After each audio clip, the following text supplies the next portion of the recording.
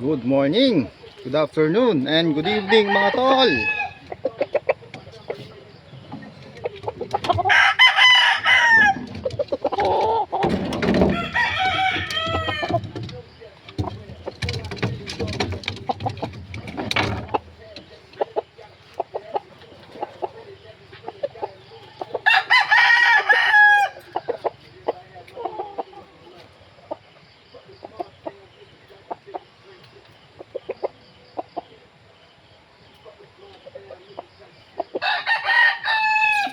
Meron po ng message sa atin sa messenger.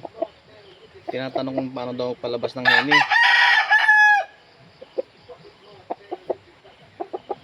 Ang masabi ko lang po ay kung gusto nyo palabas ng heni, dapat meron kayo ang gamitin yung broodcock seed fowl na heni para mataas ang tsansa na makapagpalabas kayo ng heni. Pero kung ang heni yung gagamitin ay 50-50, baka makapalabas kayo isa, baka wala pa. Kaya maganda seed fowl ng heni. Kumuha po kayo sa mga kilalang breeder dyan sa inyo na nagbe-breed ng heni. Yung seed fowl po ang hanapin ninyo para mataas ang tsansa na makapalabas kayo ng heni.